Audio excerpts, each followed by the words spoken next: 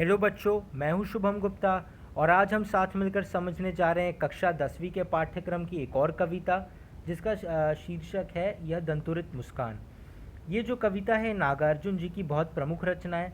नागार्जुन जी के बारे में आपको इतना नहीं पता होना चाहिए, बस ये याद रख लीजिएगा कि इन्हें आधुनिक कबीर कहा जाता था। संत कबीरदास जी के दोहे आपने पढ़े ही होंगे कभी ना कभी जूनियर क्लासेस में। तो संत कबीर की विशेषता क्या थी कि वो दो दो लाइन में या फिर चार चार लाइन में दोहे या चौपाइयाँ गाते थे और कोई मीनिंग कन्वे करते थे। ये भी जो है ये एक तरह से छायावाद युग के जन कवि थे। जन कवि यानी कि क्या, लोगों के समझने लायक ये रचनाएं लिखते थे। ये वैसे कवियों में से नहीं थे नागार्जुन जी जो मतलब प्रकृति के बारे में लिखे, भक्ति के बारे में लिखे, क्योंकि नेचर में हर चीज़ हर कोई ऑब्जर्व नहीं कर सकता है ना। अगर किसी को आकाश जो है जो सफ़ेद सागर की तरह लग रहा है तो किसी को उस तरह से नहीं लग रहा होगा। अगर किसी को भगवान कृष्ण की भक्ति में एक चिड़िया दिख रही है तो किसी को हंस दिखेगा, कुछ भी हो सकता है ना।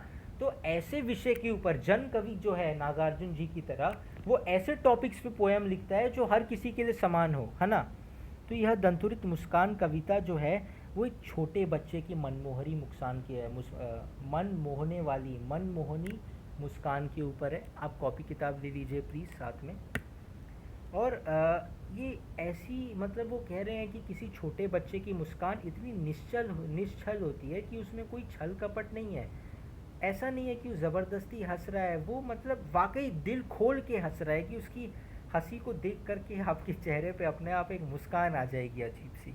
तो यहीं पे है वो। पोएम दो पार्ट्स में है।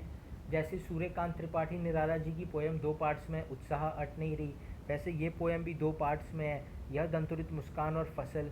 इस वीडियो में पहले हम यह दंतुरित मुस्कान देखते हैं, क्योंकि फसल मैं दोनों एक ही में क्यों नहीं बना रहा, क्योंकि फसल का आइडिया एकदम से बहुत ज़्यादा अलग है। वो फसल किसी और टॉपिक के ऊपर है, थोड़ा रिलेटेड होता तो मैं रिलेट कर सकता था। चलिए यह दंतुरित मुस्कान देखते हैं पहले। तुम्हारी पहले बताओ दंतुरित क्या है यार। यह दंतुरित यानी कि दांतों वाली, है ना। कि किसी बच्चे के जब छोटे छोटे दांत होते हैं तो आप इससे अंदाज़ा लगा सकते हैं कि 6 से 8 महीने के बच्चे की बात हो रही है, क्योंकि यूजुअली बच्चों के दांत 6 से 8 महीने के जब हो जाते हैं तभी निकलते हैं। तो छोटे छोटे दांत किसी बच्चे के हैं, है ना। तो दंतुरित यानी कि दांतों वाली, मुस्कान यानी कि मुस्कुराना, है ना। तो यहाँ पे अब क्या है कि स्टोरी का बैकग्राउंड ये है कि कवि जो है नागार्जुन जी, आप फोटो में देख सकते हैं, यूँ समझ लीजिए कि वो बहुत समय बाद बाहर से आए हैं कहीं, है ना। और उनकी धर्म पत्नी जो है वो अकेले घर में रहती थी अपने उनके के साथ। तो उन्हें अपने बच्चे के जन्म के बारे में इतना पता नहीं था। जब वो वापस आए तब तक उनका बच्चा 6-8 महीने का हो गया था। तो वो देख करके जो उनके मन में भावनाएं आई, जो हर आदमी महसूस कर सकता है एक छोटे बच्चे की मुस्कान को देख करके, उसे वो कितने सुंदर तरीके से व्यक्त करते हैं। चलिए देखते हैं। तुम्हारी यह दंतुरित मुस्कान मृतक में भी डाल देगी जान। ये कवि कह रहे हैं, आप मीनिंग से भी समझ गए होंगे। देखिए मैं पहले वीडियोस में, शुभम गुप्ता ने जितनी भी वीडियोस बनाई है मैं पहले भी कह चुका हूँ, भावार्थ समझिए। आपके मन में जो भावना जाग रही है लाइंस पढ़ करके वही लिखिए। नागार्जुन जी ने मुझे आकर के नहीं बताया है कि उन्होंने ये पोएम क्या सोच के लिखी, ना आपको बताई है ना आपके टीचर्स को। तुम्हारी ये दंतुरित मुस्कान मृतक में भी डाल देगी जान। कि बच्चे तुम्हारी ये दंतुरित, ये दांतों वाली मुस्कान जो है ये इतनी अच्छी है, मनभावनी है। अब ये सेकंड लाइन में मनभावनी कहीं नहीं लिखा है। मृतक में भी डाल देगी जान की मुस्कान इतनी अच्छी है कि मरते हुए में भी जान डाल देगी या मरे हुए में भी जान डाल देगी। तो आप अब आपको जो वर्ड यूज़ करना है लिख दीजिए, सुहावनी, मनभावनी, अच्छी, इतनी मनमोहक है। अरे कैसे भी लिखो, बस मैसेज कन्वे करो, समझ रहे हो ना। धूली धूसर तुम्हारे ये गात, कि धूली धूसर यानी कि क्या, धूल में सने हुए, गात यानी कि शरीर, तुम्हारा देह। कि एक छोटा बच्चा कैसे इधर उधर 6-8 महीने का है तो माऊ बन करके चार टांग मतलब चारों हाथों दोनों हाथ और दोनों पाँव पे कैसे वो चलता है ना, माऊ बन करके चलना उसे कहते हैं, इनके हिसाब को ना पता हो तो धूली धूसर की उस वजह से जब वो माऊ बन के चलता है तो उसके शरीर पे मिट्टी लग जाती है। तो धूल से सने हुए तुम्हारे ये हाथ गोड़, तुम्हारा ये जो शरीर, छोड़कर तालाब मेरी झोपड़ी में खिल रहे जलजात। जलजात यानी कि क्या? जलजात यानी कि कमल, जल में उगने वाला जो फूल है जो कि कमल ही है, उसी को जलजात कहा जाता है ना। तालाब की अब कवि ये कह रहे हैं, शुरुआत से एक बार देखते हैं कि बच्चे की मुस्कान, दांतों वाली मुस्कान इतनी अच्छी है, इतनी मनभावनी, निश्चल है, मनमोहक है, कोई भी पर्यायवाची शब्द यूज करो, सुहावनी है, बहुत मनभावनी है कि वो मरते हुए में, मृतक या मरते हुए या मरे हुए में भी जान डाल देगी। और तुम्हारा ये जो धूल से सना हुआ, धूली धूसर, धूल से सना हुआ जो शरीर है, ये मानो ऐसा लग रहा है जैसे ये बच्चे के शरीर को वो ऐसा कह रहे हैं, कमल से तुलना कर रहे हैं, बच्चे की शरीर की तुलना कमल से कर रहे हैं। पर कमल तालाब या पानी में या जल से उगता है, लेकिन ये नहीं उग गया। परस पाकर तुम्हारा ही प्राण पिघल गया, पिघल कर जल बन गया होगा कठिन पाषाण। परस यानी कि स्पर्श,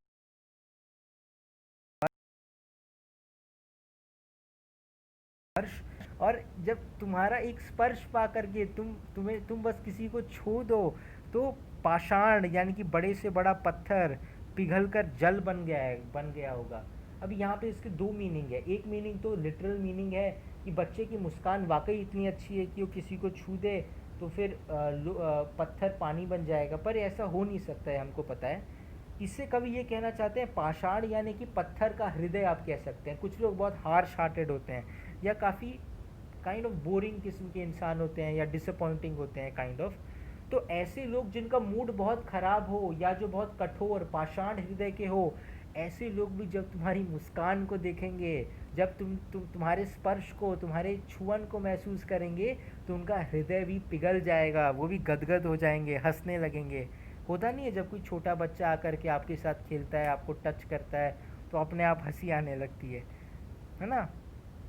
यही होगा, पिघल कर जल बन गया होगा कठिन पाषाण। छू गया तुमसे ही झरने लगे पड़े शेफालिका के फूल। छू गया तुमसे कि झरने लग पड़े शेफालिका के फूल, बांस था कि बबूल।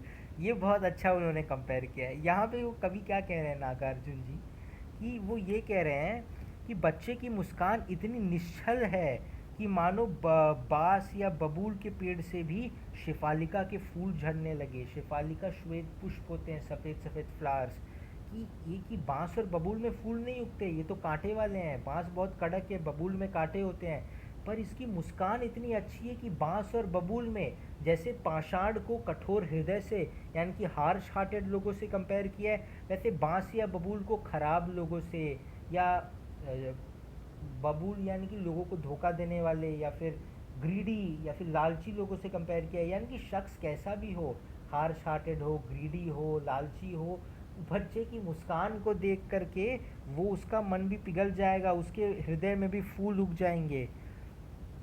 तुम मुझे पाए नहीं पहचान, देखते ही रहोगे अनिमेष। अनिमेष यानी कि बिना पलक झपकाए। अब मैंने आपको बताया हुआ क्या है कि कवि जो है बहुत दिनों बाद घर आया है और उसकी बीवी गर्भवती थी और बच्चा हो चुका है। तो बच्चा 6-8 महीने का हो गया है, उसने 6-8 महीने से कभी कभी को नहीं देखा। जब वो पहली बार देख रहा है तो बस उसको एक टकी टक टक टक टकिया मार करके देखे ही जा रहा है। तो वो हंस रहा है कवि और कह रहा है कि तुम मुझे पहली बार देख रहे हो तो पहचान नहीं पा रहे। अमीनेश, माफ़ कीजिएगा, अमीनेश यानी कि बिना पलक झपकाए ऐसे बच्चा उसको देखे जा रहा है, देखे जा रहा है ना, पहचानने की कोशिश कर रहा है या फिर पहचान रहा है कि ये कौन है। थक गए हो आंख लूँ मैं फेर, क्या हुआ यदि हो सके परिचित ना पहली बार। यदि तुम्हारी माँ ना बनी होती माध्यम, आज मैं ना सकता देख, मैं ना पक सकता जान। अब वो कह रहे हैं कि ये तो बिना पलक झपकाए देख रहा है, तो वो कह रहे हैं कि मैं अपनी आंखें फेर लेता हूँ, क्योंकि मैं जब तक तुम्हें देखूंगा तुम देखते रहोगे, तुम्हारी आंखें थक जाएगी, है ना। और क्या हुआ अगर पहली मुलाकात में हम एक दूसरे से परिचित या फिर क्या उतना अच्छा जेलअप नहीं हो पाए, एक दूसरे से परिचित नहीं हो पाए, क्या फ़र्क पड़ता है। पर अगर तुम्हारी माँ माध्यम, अगर तुम्हारी माँ मीडियम नहीं बनी होती तो मैं तुम्हें आज देख ही नहीं पाता। एक तरह से कवि अपनी धर्म पत्नी का शुक्रिया अदा कर रहे हैं कि मेरी गैर मौजूदगी में तुम्हारी माँ ने ना सिर्फ तुम्हें जन्म दिया पर तुम्हारा पालन पोषण किया, है ना, और तुम्हें इस काबिल बनाया, तुम्हें मतलब उत्पन्न किया, तुम्हारा पालन पोषण किया, इसलिए आज मैं तुम्हें देख पा रहा हूँ, तुमसे मिल पा रहा हूँ, है ना। तुम्हारी यह दंतुरित मुस्कान, धन्य तुम माँ ही, धन्य तुम माँ भी तुम्हारी धन्य, चिर प्रवासी मैं इतर मैं अन्य, है ना। चिर प्रवासी यानी कि क्या है, सबसे पहले धन्य तुम, यानी कि बच्चे को बोल रहे हैं कि बच्चा धन्य है, बच्चे की माँ धन्य है। चिर प्रवासी यानी कि परदेसी, एक तरह से प्रवासी यानी कि जो प्रवास करता रहता है, परदेसी काइंड ऑफ जो घूमता रहता है इधर उधर। चिर यानी कि हमेशा, कि कवि जो है वो काम के सिलसिले में ज़्यादातर बाहर रहते हैं, तो कहते हैं धन्य है तुम्हारी माँ, धन्यवाद तुम्हारी माँ को, धन्यवाद तुम्हारे जन्म को। मैं तो एक तरह से प्रवासी हूँ, परदेसी हूँ, जो इधर यानी कि इधर आ गया हूँ, हमेशा घूमता रहता हूँ। इस अतिथि से प्रिय तुम्हारा क्या रहा संपर्क, की क्योंकि मैं इधर उधर आता रहता हूँ, तुम्हारे साथ हमेशा नहीं रहता, इसलिए तुम्हारे लिए मैं अतिथि जैसा हूँ, गेस्ट जैसा हूँ। मुझसे तुम्हारा संपर्क इतना नहीं रहा है ना। तुम मुझे अगर नहीं जान पाए तो कोई बात नहीं, इसमें तुम्हारा दोष नहीं है, मैं तुम्हारे लिए पराया ही हूँ, अतिथि ही हूँ, इसमें तुम्हारा दोष नहीं है। उंगलियां माँ की कराती है मधुपर्क। मधुपर्क यानी कि मधुपर्क यानी कि ये होता है बच्चों, कुछ लोग गलत समझते हैं। मधुपर्क यानी कि पंचामृत होता है, लिटरल मीनिंग में आपको बताऊं तो एक तरह से इसके दो मीनिंग है। एक मीनिंग तो ये है कि कवि कह रहे हैं कि तुम्हारी माँ ने मेरी एब्सेंस में या मेरी गैर मौजूदगी में तुम्हें अपने प्रेम का जो अमृत पिलाया, प्रेमामृत पिला करके जो तुम्हें बड़ा किया है, उसे मधुपर्क कह रहे हैं। और एक उंगलियां माँ की कराती रही मधुपर्क, यानी कि माँ बच्चे को छूती थी, उसकी मसाज करती थी, तो माँ की उंगलियों से बच्चा प्रेम का अमृत पीता रहा। और एक इसका अर्थ ये है कि माँ की उंगली बच्चा चूसता है अक्सर, तो माँ की उंगली जब बच्चा मुंह में डाल के चूसता है तो उसे माँ की ममत्व या ममता रूपी अमृत मिलता है ना। और होती जब नहीं देखते तुम इधर कनखी मार, कनखी यानी कि बच्चा जो है वो डायरेक्टली नहीं देख रहा है, वैसे तिरछी नज़र से देख रहा है कि ये अचानक जो गेस्ट आया है ये आखिर है कौन, जबकि वो उसके पिता ही हैं मोस्ट प्रोबेबली, मतलब डेफिनेटली। और होती जबकि आंखें चार, देखते तुम इधर कनखी मार, और होती जब आंखें चार, है ना। देखते तुम इधर कनखी मार जब तुम इधर तिरछी नज़र से देख रहे हो, और होती जब आंखें चार यानी कि जब हमारी आंखें मिलती तब तुम्हारी दंतुरित मुस्कान मुझे लगती बड़ी छविमान। जब भी हमारी आंखें मिलती और तुम मुझे देखकर मुस्कुराते हो, तुम्हारी मुस्कान मुझे बहुत छविमान लगती है।